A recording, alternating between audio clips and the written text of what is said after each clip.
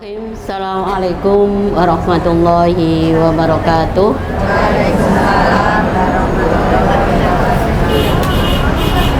Innal hamdalillah nahmaduhu wa nasta'inu wa nastaghfiruh wa na'udzu billahi min syururi anfusina may yahdihillahu fala mudhillalah wa may yudlil fala hadiyalah. Asyhadu an la ilaha illallah wahdahu la syarikalah wa asyhadu anna Muhammadan abduhu wa rasuluh la nabiyya ba'da. Rabbi shrah li sadri wa yassir li amri wahlul 'uqdatam min lisani yafqahu qawli. Rabbi zidna ilman nafi'an warzuqna fahman. Amma ba'du.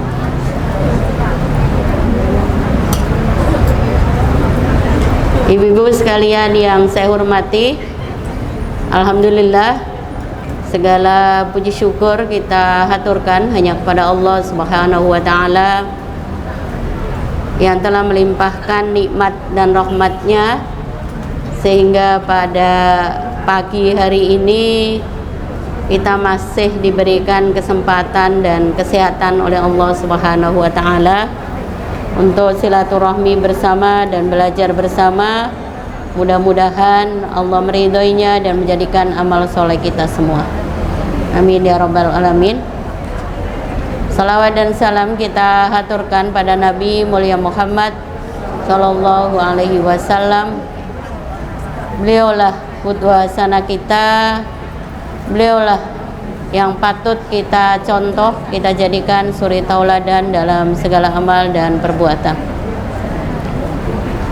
Ibu-ibu sekalian yang saya hormati, kita masuk di pembahasan sholat. Insya Allah pekan depan bukunya udah jadi, insya Allah mudah-mudahan, karena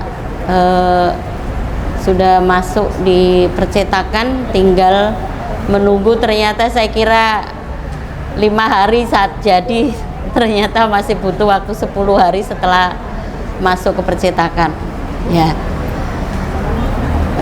Nanti judul bukunya Muslimah Meraih Cinta Allah dengan Toharo dan Sholat.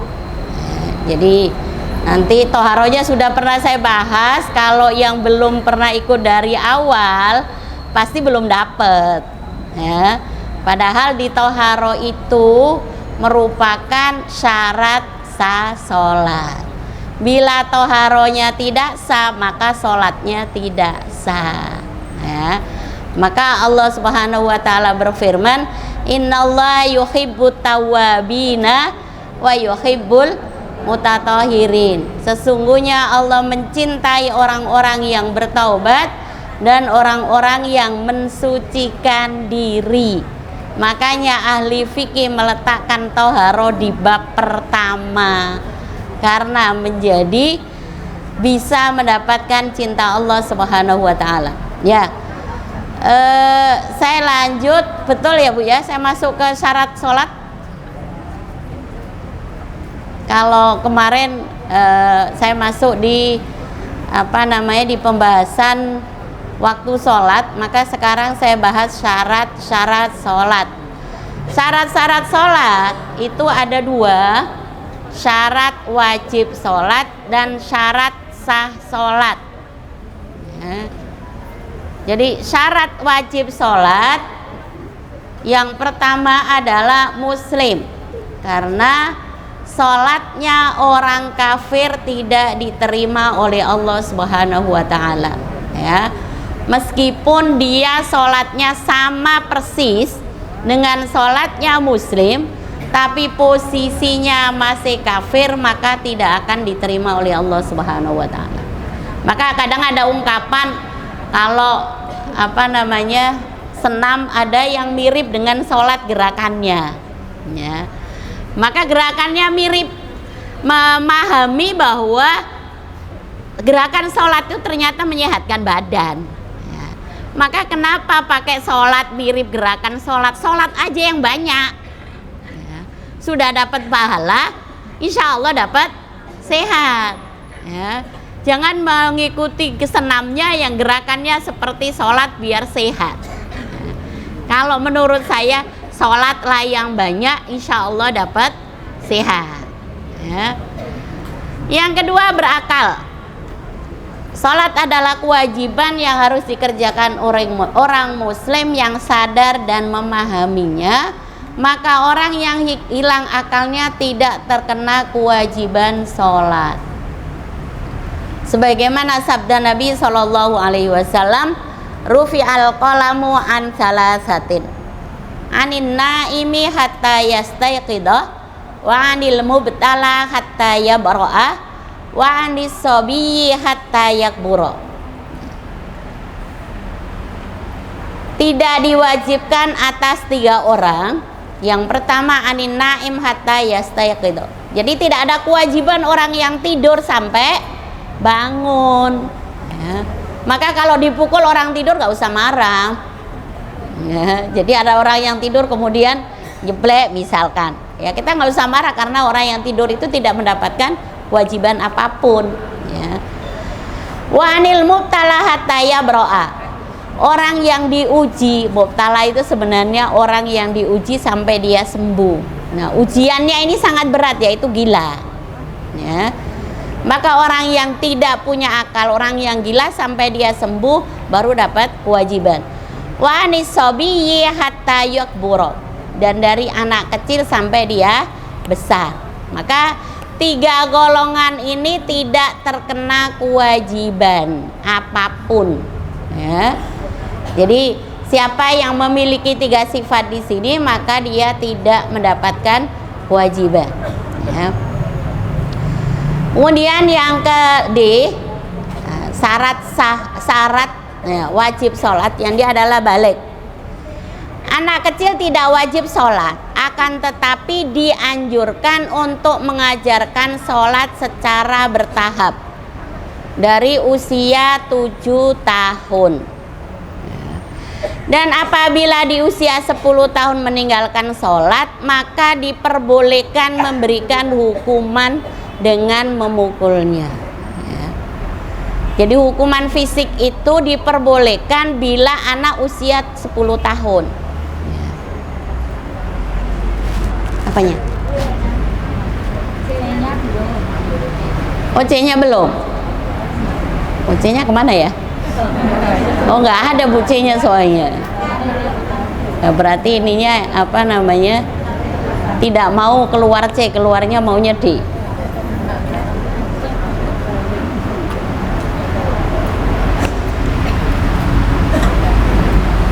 Mau nggak? Oh, tetap nggak mau soalnya. Ya.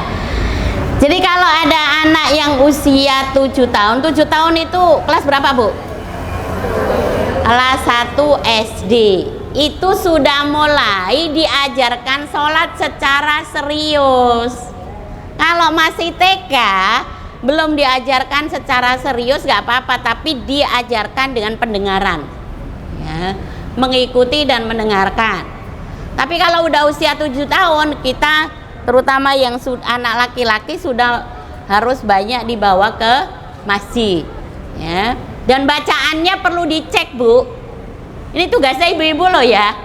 Ngecek bacaan sholat anaknya dan juga gerakannya. Ya. Jadi kalau masih ada kesalahan di usia 7 tahun ini sudah mulai serius. Maka ketika di usia 10 dia tidak mau sholat, itu sudah boleh diberi hukuman. Kalau sudah balik tidak ada ampun. Ya. Jangan memberikan pendidikan kepada anak begitu sudah balik malah wis gede jarno wae. Ya, nggak bisa. Kalau dalam urusan kewajiban sholat, kalau udah besar itu justru kita membangunkan sampai bangun. Ya. Kalau tidak mau bangun, diberi air. Kalau ibu tidak bisa berperan semuanya, minta tolong bapak. Karena bapak itu punya kewajiban untuk menjaga diri dan keluarganya dari api neraka. Bila bapak tidak mau, maka dosa semuanya dipikul bapak. Itu perlu disampaikan, ya. Jadi kalau bapak tidak mau bangunkan anaknya, itu dosa, ya. Jadi ya udah ibu aja yang bangunkan. Lawang jelas-jelas ayat Al-Qur'annya ar-rijalu qawwamuna 'alan nisa. Ya. Nanti disampaikan ke suaminya masing-masing, nggak apa-apa. Kata ustadzah gitu. Ya. Jadi ada pesan dari ustadzah bahwa bapak itu qawwam. Qawwam itu pemimpin. Pemimpin itu bertanggung jawab semua yang ada di dalam rumah. Apabila ada kemaksiatan yang dilakukan di rumah termasuk istri dan bapak tidak mengingatkan, maka bapak ikut berdosa, ya. Makanya ada ayat yang lain, ya ayyuhalladzina amanuku anfusakum wa ahlikum naro, ya. Ini yang bertanggung jawab juga bapak, ya. Ibu adalah membantu, ya. Jangan berperilaku sepertinya istrinya Nabi Lot dan istrinya Nabi Nuh, ya. Jadi membantu itu berarti bagaimana anak itu bisa menjalankan sholat tepat waktu, ikut dibangunkan, ya. Kalau sudah tidak mampu, maka minta tolong bapak, karena biasanya anak itu lebih takut sama bapak, ya. Jadi anak-anak kita itu lebih takut sama bapaknya daripada sama ibunya. Dibangunkan ibunya 10 kali, bapaknya baru buka pintu sudah lari. Nah, itu karena memang Allah sudah memberikan tabiat, memberikan kelebihan dengan ar-rijalu qawwamuna 'alan nisa, ya. Kemudian yang keempat, suci dari haid dan nifas, ya. Ini syarat khusus bagi wanita, ya. Jadi syarat wajib sholat, ya, ada 4 tadi, ya. Syarat wajib sholat. Sekarang syarat sah sholat. Jadi ada beda syarat wajib sholat dengan syarat sah sholat. Maka syarat sah sholat yang pertama adalah mengetahui telah masuk waktu sholat. Kemarin sudah saya jelaskan, waktu-waktu sholat. Kalau misalkan panjenengan sholat dapat 1 rakaat, kemudian adzan, jenengan batal ulang, batal atau terus? Ya, saya ulangi pertanyaannya. Jenengan sholat dapat 1 rakaat, baru terus dengar adzan, jenengan teruskan sholat atau batal?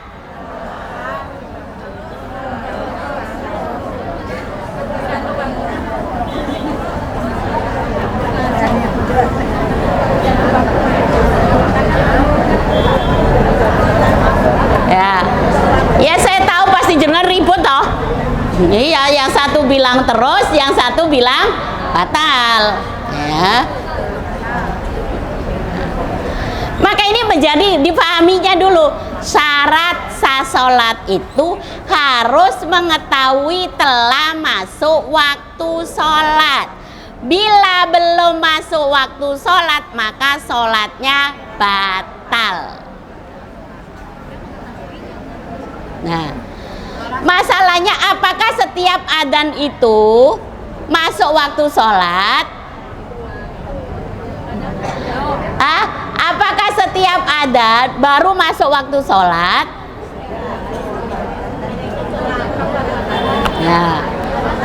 Ya kalau ada di daerah tertentu adzannya asar itu mesti jam 4. Padahal asar kadang jam 3, kadang jam 3 kurang. Nah, ini kita bisa mensikapinya mau batal sholat atau tidak, tergantung kita sebelum sholat tadi. Kalau panjenengan sebelum sholat sudah cek waktu sholat, maka dilanjutkan. Tapi kalau jenengan belum cek, pasti ragu-ragu, maka bisa batal. Karena kemungkinan jenengan sholat belum masuk waktu sholat. Maka penting sekali sebelum sholat itu ngecek waktu sholat, ya. Jadi nggak asal kayak wis, nah kayak ya, jangan begitu. Sekarang kita sudah punya alat yang canggih, semuanya ada, yaitu apa? HP ada, kemudian jam ada, jadwal sholat ada. Tapi untuk hati-hati, lebihkan minimal 5 menit, ya. Jadi dari waktu sholat yang ditentukan di situ, karena dikhawatirkan nanti belum masuk, ya. Jadi dilebihkan minimal 5 menit atau 10 menit baru kita sholat, ya. Karena dikhawatirkan nanti belum. Tapi kalau jenengan sholat sudah ngecek, oh saya tadi udah lebih 5 menit atau 10 menit, terus jenengan dapat 2 rakaat baru adzan, nggak apa-apa, dilanjutkan. Tapi kalau jenengan belum ngecek, sebaiknya dibatalkan. Jadi dua-duanya boleh, karena memang syarat sah sholat itu harus mengetahui telah masuk waktu sholat, ya. Sebagaimana firman Allah di surat An-Nisa ayat 103, inna sholata kanat alal mu'minina kitabam mauquta. Sesungguhnya sholat itu adalah fardu atau kewajiban yang ditentukan waktunya atas orang-orang yang beriman, ya. Jadi waktunya sudah ditentukan oleh Allah dan Rasul-Nya. Kita tidak boleh, yang penting sholat, ya. Karena kalau tidak sesuai dengan waktunya, maka sholatnya tidak sah. Yang B, suci badan, pakaian, dan tempat sholat. Sudah pernah saya bahas tentang najis, ya. Maka suci badan, dipastikan badannya tidak ada najis, tidak kompolan, ya, tidak kena air madi, tidak kena air wadi, ya. Nanti kalau bertanya madi wadi apa, yang nggak ikut dari pertama pasti nggak tahu, ya. Makanya ngaji itu kalau beruntun dari awal jadi enak. Kalau nggak tahu dari awal, ya nanti ikut yang baru mulai awal kelasnya, ya. Jadi kalau di toharonya nanti nggak paham betul, maka saya menyebut ada air wadi, ada air madi, ada air mani. Itu ada perbedaan semuanya, ya. Jadi dipastikan badannya tidak kena, pakaiannya juga, ya, tidak kena najis, ya. Biasanya pakaian yang kena najis itu kan kena ompol, ya, kena kencing binatang yang najis, ya, seperti kucing. Kucing itu najis, Bu. Kotorannya, kencingnya kucing itu najis, ya. Karena yang sering, kalau mungkin binatang yang lain yang sekarang lagi banyak dirawat itu kan kucing, ya. Jadi harus hati-hati betul. Kotoran kucing, kencingnya kucing itu najis. Termasuk binatang yang kecil di sekitar kita seperti tikus, cicak, itu kotorannya najis, ya. Maka harus dipastikan pakaiannya, badannya, tempat sholatnya tidak terkena najis, ya. Jadi bersih dari semua najis, ya, agar sholat kita menjadi sah, ya. Semua ada dalilnya, ya. Air madi semua sudah saya bahas, ya, cuman saya tambahkan tetepan, ya. Kemudian ada tempat-tempat yang kita dilarang mengerjakan sholat.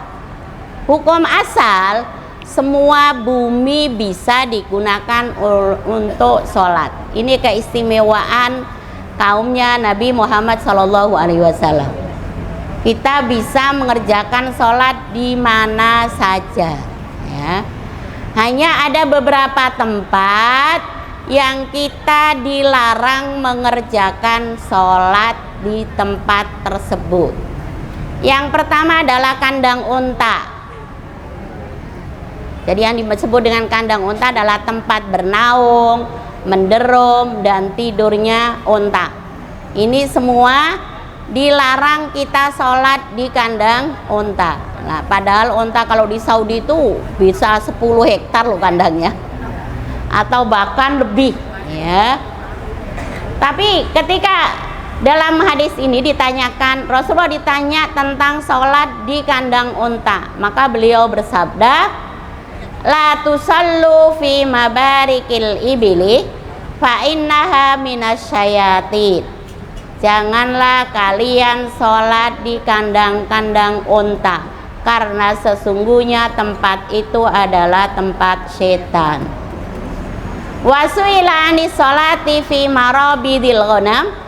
Kemudian ditanya tentang sholat di kandang kambing, ya, jadi kalau kita itu bahasanya semua kandang, kalau bahasa Arab beda-beda soalnya, ya. Jadi kalau bahasa Arab kandangnya unta namanya mabarik, kandangnya ayam namanya hadoir, kandangnya kambing namanya barobit. Jadi namanya beda-beda, ya. Maka ketika ditanya di kandangnya kambing, Rasulullah bersabda, "Shollu fiha fa innaha barokatun." Salatlah kalian di kandang kambing karena di dalamnya ada berkah. Nah, jadi kalau misalkan ada yang punya kambing 1000 gitu kan, tanahnya berapa puluh hektar, nah di situ kita tetap boleh melaksanakan sholat di dalam kandang kambing, ya, karena kandang kambing boleh digunakan untuk sholat. Kemudian tempat yang dilarang sholat juga adalah kuburan, ya. Tidak boleh sholat di atas kuburan, karena Rasulullah Shallallahu Alaihi Wasallam bersabda, al ardu kulluha masjidun illal hammama wal maqbaro. Semua bumi itu masjid, boleh digunakan untuk sholat, kecuali kuburan dan kamar mandi, ya. Di dekat kuburan ada musolanya itu. Jadi kalau di dekat berarti bukan kuburan sih, ya. Jadi kuburan itu maksudnya di atas kuburannya, ya. Kalau di situ ada musola di dalam kuburannya, sebenarnya harus ada pembatas, ya. Jadi harus pembatas itu maksudnya pembatas pagar kuburan sendiri, bangunan musolanya sendiri. Nggak boleh satu pagar, satu tembok nggak boleh, ya. Jadi kalau ada masjid, kalaupun dekat dengan kuburan, itu harus ada 2 tembok. Tembok satu sebagai pagar kuburan, tembok yang kedua sebagai tembok masjid. Karena dikhawatirkan kalau menghadap ke kuburan secara langsung menyembah kuburan, sehingga tidak diperbolehkan. Maksudnya sholat di atasnya itu, ini kuburan, jenengan terus sholat di situ, ya. Kecuali sholat jenazah yang tertinggal, ya. Jadi sholat jenazah yang tertinggal itu pernah Rasulullah SAW dikabari ada seorang sahabat yang meninggal dunia dan Rasulullah baru tahu, kemudian udah dikubur, maka Rasulullah datang ke kuburan kemudian mensolatkan jenazah. Nah itu aja yang diperbolehkan, yang lainnya tidak boleh. Tapi kalau sudah 2 hari 3 hari ya nggak boleh. Maksudnya baru tahu hari itu langsung. Dan itu laki-laki, kalau perempuan nggak usah. Nah, karena kalau perempuan ada ikhtilaf hukum, ada perbedaan hukum. Perempuan itu ada perbedaan hukum, datang ke kuburan aja ada perbedaan, mengikuti jenazah aja ada perbedaan hukum. Maka meninggalkan ketika ada perbedaan itu nggak jadi masalah, lebih baik, ya. Jadi makanya kalau ada di masalah kuburan di sini adalah pada asasnya tidak boleh sholat di atas kuburan, ya. Kemudian dalam hadis yang lain dari Aisyah berkata, Rasulullah Shallallahu Alaihi Wasallam ketika sakit, beliau mau meninggal tidak bisa bangun, ya. Kemudian beliau bersabda, la'anallahul yahud wan nasara. ittakhadhu qubur anbiya'ihim masajida. Allah melaknat orang Yahudi dan Nasrani yang menjadikan kuburan nabi-nabi mereka sebagai tempat sujud. Ya. Jadi ini tidak diperbolehkan karena Rasulullah Shallallahu Alaihi Wasallam sudah menjelaskan bahwa tidak boleh, ya, menjadikan kuburan sebagai masjid juga boleh, nggak boleh. Sholat di atas kuburan juga tidak boleh, menghadap langsung ke kuburan juga tidak boleh, ya. Jadi harus ada pembatas. Yang ketiga, tempat yang dilarang sholat adalah kamar mandi. Yang dimaksud dengan kamar mandi nanti karena beda dengan WC ya Bu ya. Ya. Kamar mandi adalah tempat yang digunakan untuk mandi. Ya, meskipun tidak ada WC-nya. Ya, jadi ada perbedaan karena kita membedakan sejak dahulu juga dibedakan. Nabi membedakan antara WC dengan kamar mandi. Hanya sekarang aja jadi satu. Ya. Ada WC, ada kamar mandi sekalian, ya. Tapi kalau dipisah, ya monggo kalau dipisah, ya. Jadi tempat yang digunakan untuk mandi juga dilarang sholat meskipun tidak ada WC-nya. Ya. Maka sama nanti kaitannya dengan doa mau mandi, doa mau buang hajat sama aja. Doanya apa Bu?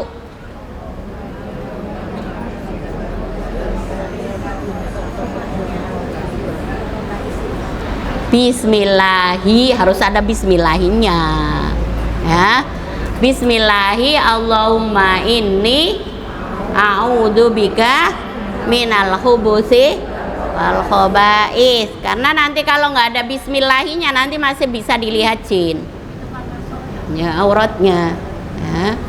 Jadi masuk kamar sebelum, ya, doanya sebelum, jangan sudah di dalam. Kalau sudah di dalam itu namanya telat. Kalau sudah terlanjur di dalam metu meneh, ya. Jadi kalau udah masuk ke dalam jangan belum berdoa keluar lagi, ya, daripada jadi tontonan. Kan mendingan jenengan keluar dulu berdoa, baru jinnya nggak bisa lihat, ya. Jadi kalau jenengan masuk lupa, kalau menurut saya lebih baik jenengan keluar lagi, ya. Kemudian berdoalah baru masuk lagi. Maka daripada jenengan masuk di dalam kamar mandi, selama di kamar mandi jadi tontonan jin, ya, karena jinnya bisa melihat aurat kita ketika kita tidak berdoa. Kalau berdoa setannya nggak bisa lihat, itulah ampuhnya doa, ya. Maka kalau kita jaga berdoa masuk kamar mandi, tulisan doanya nggak usah di pintu kamar mandi. Karena nanti kalau dimasukkan kita nggak boleh juga melanggar. Kalau di luar boleh, tapi kalau pintunya itu masuk ke dalam, nah, jadi kalau ada kamar mandi itu kan seringnya masuk ke dalam tuh pintunya.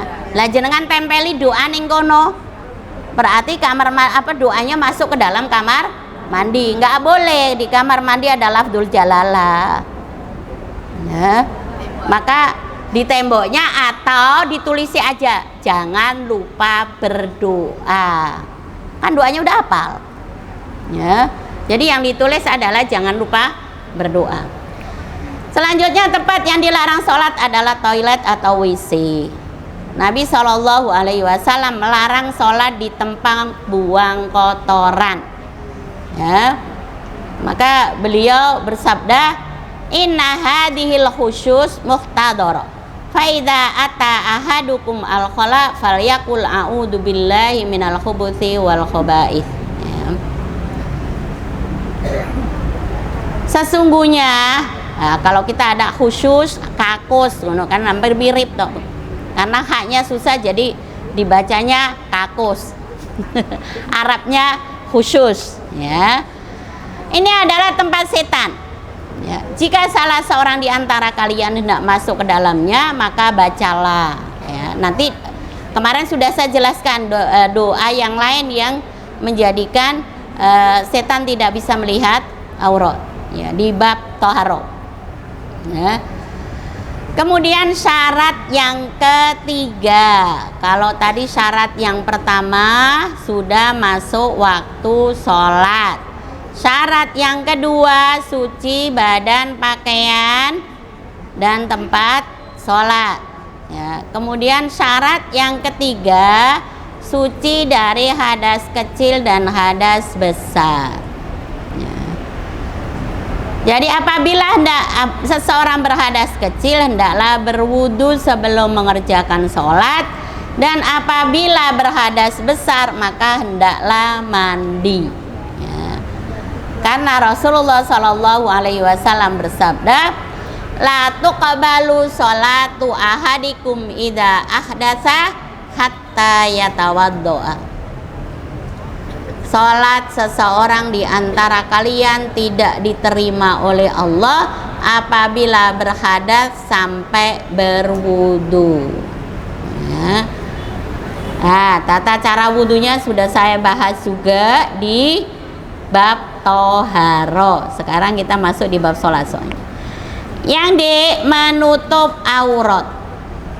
Ya. Maka sholat tidak sah bila tidak menutup aurat. Ya. Pakaian muslimah dalam sholat adalah menutup seluruh tubuh kecuali muka dan telapak tangan. Sekali lagi, muka dan telapak tangan. Telapak tangan ya Bu ya, bukan tangan. Ya, kalau tangan itu berarti dari ujung jari sampai pergelangan. Maka kalau sholat, punggung tangan tidak boleh terlihat. Ya, karena yang boleh adalah telapak tangan. Maka orang-orang terdahulu itu sebenarnya sudah sangat hati-hati. Mereka bikin mukenanya itu dikasih tutup tangan. Ya. Lah sekarang jadinya bingung toh. Ya.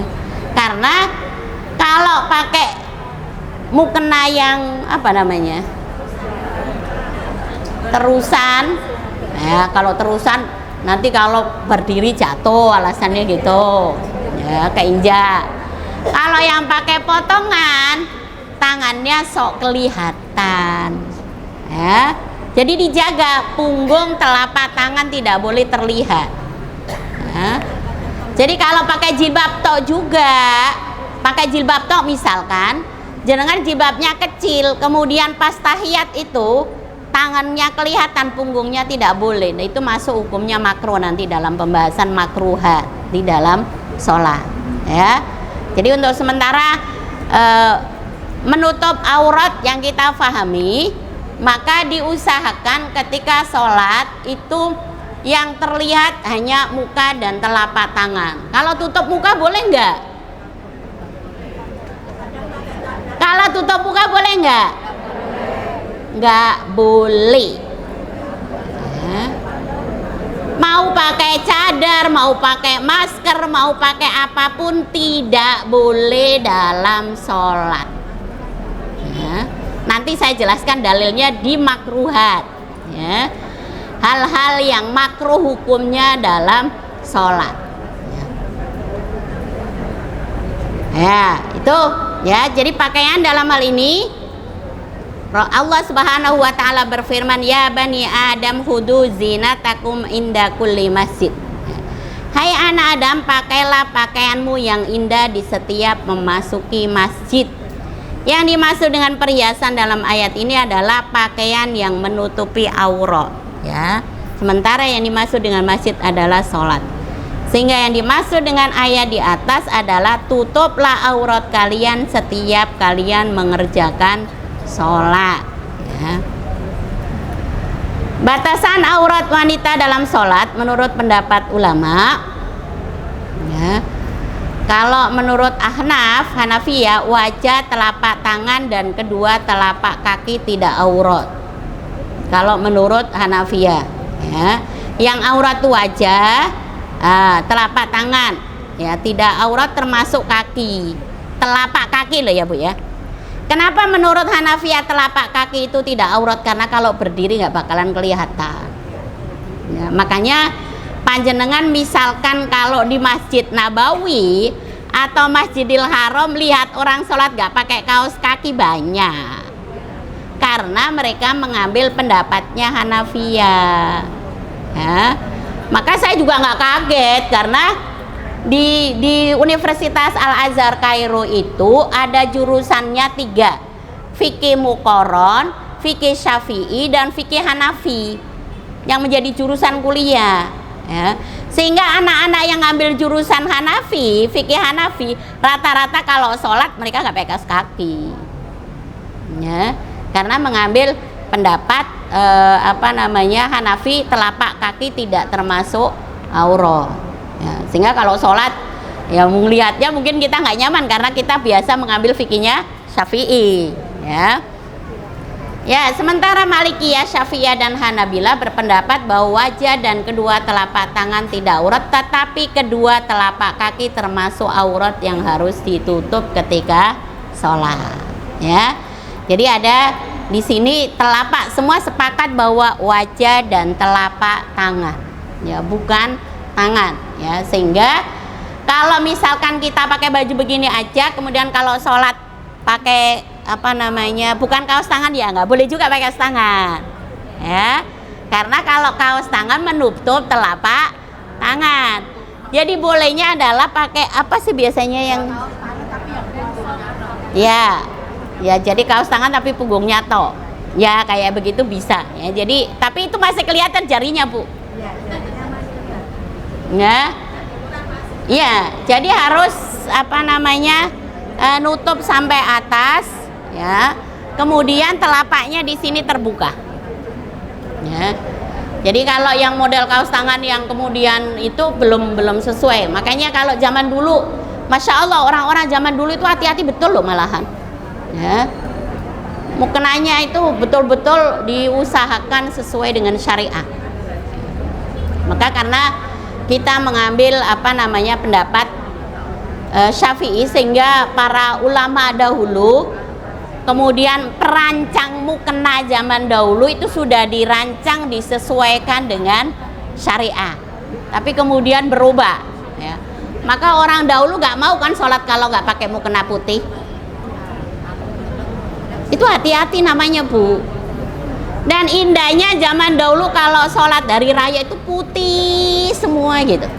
Sekarang belantong sana, belantong sini ya.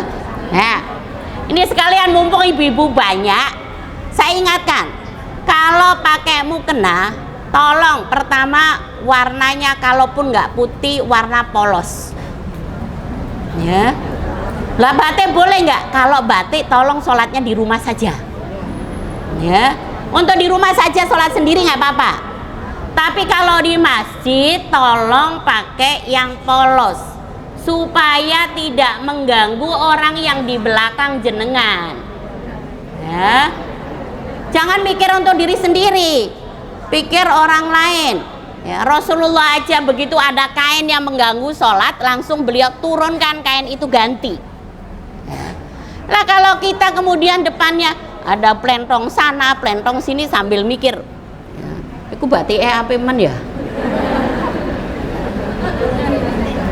Tapi kok beda kembangnya yang sebelah kanan dengan yang kiri kok ya beda. Lawang wis husuk-husuk aja, rah husuk apa mana diganggu yang lain. Jadi kalau bisa, itu kaitannya dengan mukena dewasa. Kalau mukena anak-anak tolong, kalau belikan mukena anak-anak jangan ada gambar makhluk hidup. Ya, mau frozen, mau apa saja. Ya. Karena masjid kita itu harus kita jaga.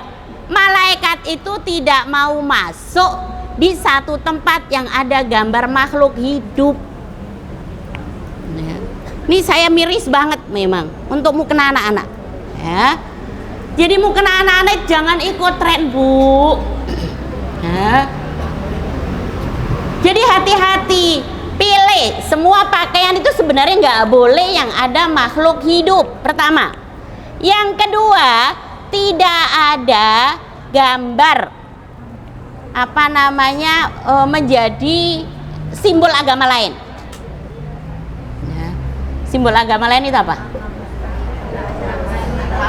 Ya ada salib lah, ada gambar candi lah, ada gambar apa sajalah. Ya. Yang ada simbol-simbol agama lain. Jangan dibawa ke masjid, Bu. Ya. Karena sebentar lagi Ramadan. Ya. Sebentar lagi Ramadan, tolonglah ya, karena saya ngelihat di masjid-masjid anak-anak itu, ya Allah, miris ya. Saya bilang yang belikan siapa? Pasti ibunya, nggak mungkin bapaknya. Kalau nggak ibunya siapa? Neneknya ya. Maka kita bisa bersama-sama lah ya, menghilangkan hal-hal yang tidak sesuai dengan syariat ya. Masjid kita biar masjid yang aman dari hal-hal yang tidak baik ya. Jadi untuk pakaian ya, kalau ke masjid tolong tetap pakai yang polos saja ya. Yang batik-batik dipakainya di rumah kalau sholat sendiri ya, agar tidak mengganggu saudara kita yang lain. Terus yang anak-anak juga sama, kalau bisa juga polos ya. Kalaupun nggak bisa polos, tidak ada gambar makhluk hidup dan simbol agama lain ya. Jadi ini kalau 500 orang kan bisa mengingatkan 500, lumayan lah ya, berkurang ya. Jadi kalau panjenengan yang produksi mukena, hati-hati, tanggung jawab dunia akhirat ya. Yang produksi mukena untuk anak-anak juga ya, saya ingatkan juga ya, jangan sampai memproduksi yang kemudian hanya mengikuti tren tetapi tidak melihat secara syar'inya. Ya karena saya merasa mau nyari susah soalnya. Yang polos rayane untuk anak-anak kayaknya.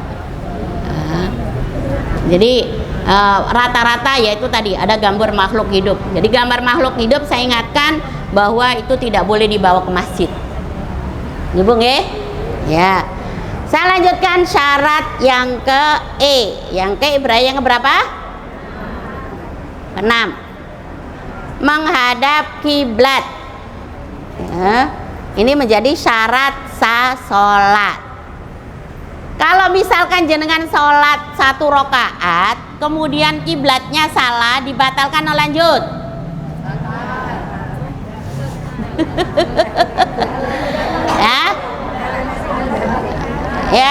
Ya. Kalau bingung toh,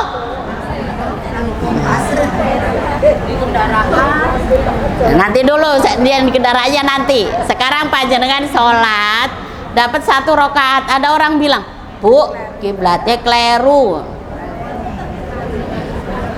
Kira-kira jenengan lagi sholat ngapain?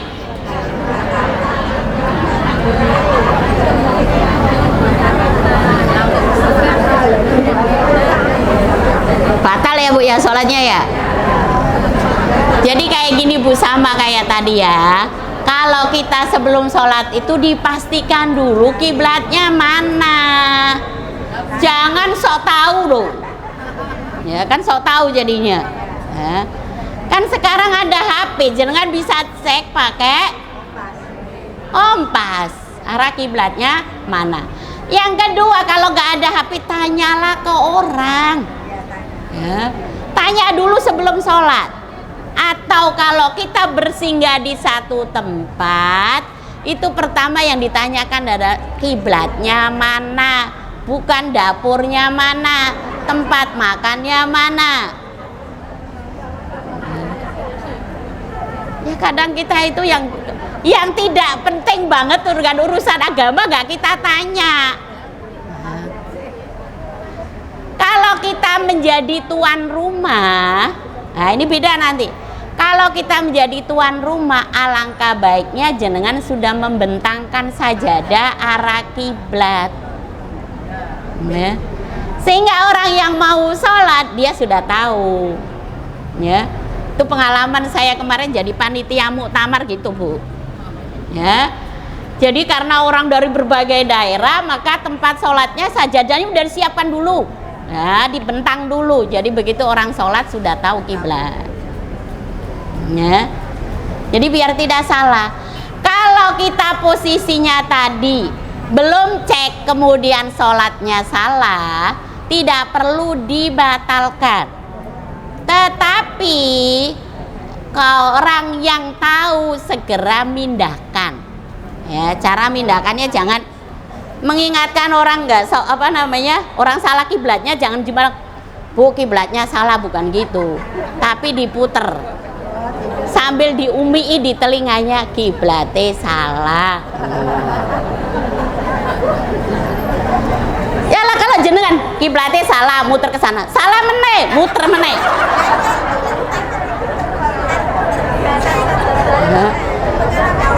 Makanya kalau mengingatkan orang salah kiblat itu jangan diomongin, tapi diputer, badannya diputer sambil diomongin. Karena kalau nggak diomongin dia nanti mikirnya, iki ngopo tuh aku diputer. Nah, jadi sama diputer-puter, iki aku kenapa diputer-puter sama orang ini kan gitu. Nah, jadi bagusnya itu kalau kita yang tahu kiblatnya salah langsung diputer aja sambil diomongin, kiblatnya salah. Nggak usah sajadahnya repot-repot, sajadah kan nggak syarat. Sajadah kan nggak syarat, Bu. Yang syarat itu menghadap kiblat. Ya, jadi kalau tidak menghadap kiblat dari awal, jangan tidak menghadap kiblat dari awal berarti tidak sah. Ya. Jadi kalau niatnya aku nggak mau menghadap kiblat, oh ya sudah tidak sah. Ya kayak anak-anak kan biasanya ada, aku sholatnya maunya menghadap ke timur kok.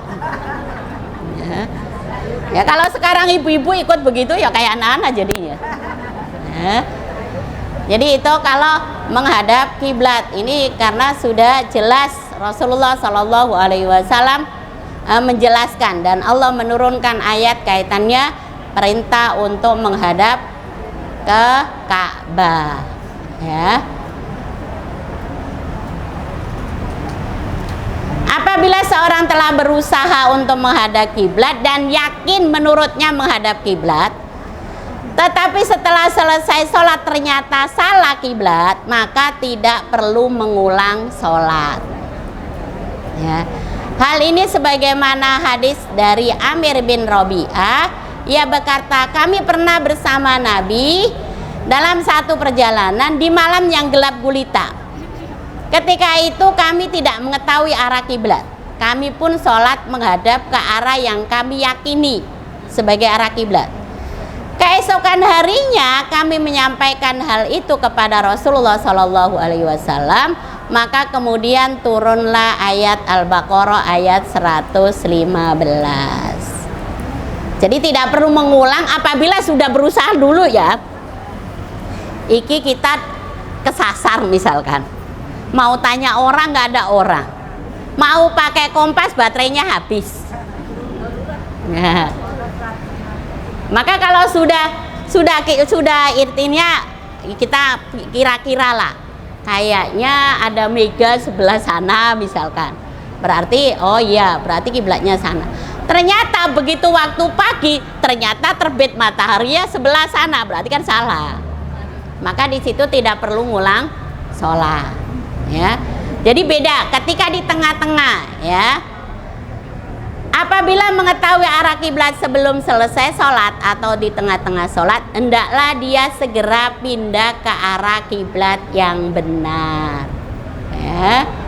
Jadi ada perbedaan hukum, kalau udah selesai nggak usah ngulang. Kalau di tengah-tengah harus pindah.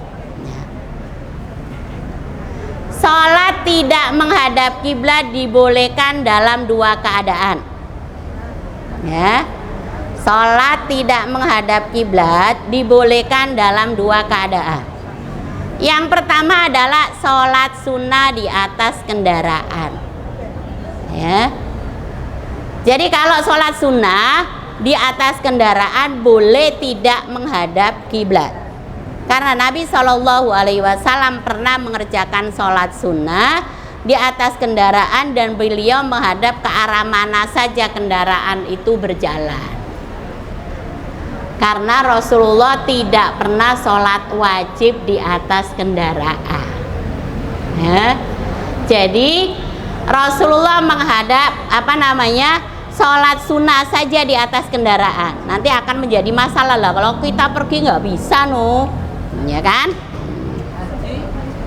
Kalau kita kondisi sekarang kalau pakai kendaraan sendiri diusahakan turun. Tapi kalau pakai kendaraan umum ya, kalau pakai kendaraan umum mencari yang tidak bertabrakan dengan waktu sholat kalau bisa. Jadi misalkan berangkat ke Jakarta, pilih waktunya berangkat jam setelah Isya. Sampai Jakartanya sudah subuh, pas subuh, berarti kan tidak kena sholat. Jadi kalau kita mau sholat sunnah tahajud boleh di atas kendaraan. Jadi pilih pertama kalau pakai kendaraan sendiri berhenti. Kalau pakai kendaraan umum memilih tidak kena waktu sholat. Kalau tidak ada pilihan baru kita sholat di atas kendaraan dengan berusaha untuk menghadap kiblat. Ya, berusaha untuk menghadap kiblat. Kalau tidak bisa ya kita sholat sesuai dengan kemampuan.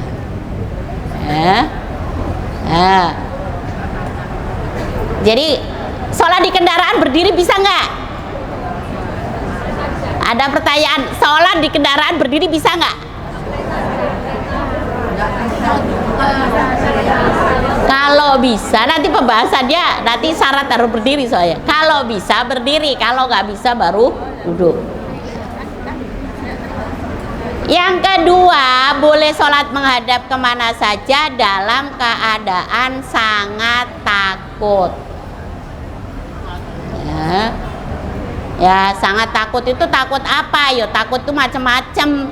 Jenengan sholat di sampingnya ada ular. Kalau jenengan pindah, ya berarti menghadapnya kemana saja. Itu sangat takut boleh kita menghadap kemana saja. Ya. Jadi ayat ini yang menjadi dasar bahwa jika kamu dalam keadaan takut bahaya maka sholatlah sambil berjalan atau berkendaraan. Kemudian apabila kamu telah aman maka sebutlah Allah. Sholatlah sebagaimana Allah telah mengajarkan kepada kamu yang belum kamu ketahui. Jadi dasarnya kalau memang dalam kondisi sangat takut ya menghadap kemana saja boleh.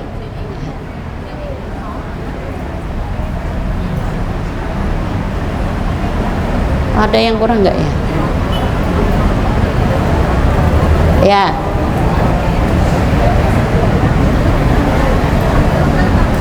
Jadi itu menjadi syarat-syarat sah sholat, ya, syarat wajib sholat dan syarat sah sholat, ya Bu ya. Jadi kalau tadi kenapa disebut dengan syarat? Itu dikerjakan sebelum memulai sholat. Jadi yang namanya syarat itu dikerjakan sebelum memulai sholat. Ya, apabila tidak dikerjakan maka sholat tidak sah. Ya gitu syarat itu. Nah bedanya nanti dengan rukun, kalau rukun sudah masuk dalam sholat ya. Dan apabila tidak dikerjakan sholatnya juga tidak sah. Jadi kesamaan antara rukun dengan syarat itu sama-sama tidak sah bila tidak dikerjakan. Hanya waktunya yang berbeda. Bedanya kalau syarat itu sebelum dikerjakan sholatnya, kalau rukun itu sudah masuk di rangkaian sholat. Maka Rasulullah Shallallahu Alaihi Wasallam bersabda, miftahus sholati at-tuhur wa tahrimuha at-takbir wa tahliluha at-taslim. Ya, kunci sholat itu adalah bersuci. Nah, pengharaman sholat adalah takbiratul ihram. Jadi pengharaman itu haram berbicara, haram bergerak, kecuali gerakan sholat dan bacaan sholat ketika sudah takbiratul ihram. Wa tahliluha at-taslim, dan penghalalannya adalah membaca salam. Kalau sudah salam boleh apa saja. Ya, maka ini menjadi kaidah bahwa sholat itu harus dikerjakan sesuai dengan apa yang dicontohkan oleh Nabi Shallallahu Alaihi Wasallam. Maka beliau bersabda juga, Sallu kama ra'aitumuni usolli. Salatlah kalian sebagaimana aku salat, ya. Maka besok insyaallah kita bahas tentang rukun-rukun salat. Nanti perbedaan kenapa ada rukun, ada sunnah, ada wajibat, ada makruhat, ada mubtalat, masing-masing itu nanti berkaitan agar salat kita benar sesuai yang diajarkan oleh Allah dan Rasulnya. Ya, niat nanti ada perbedaan soalnya. Ya, ibu-ibu sekalian yang saya hormati, pas jam 8 nanti kalau ada yang mau bertanya permasalahan sholat, silakan mendekat ke saya masih ada waktu 10 menit, ya. Silakan datang ke saya untuk bisa saya jelaskan. Sekali lagi kurang lebihnya mohon maaf.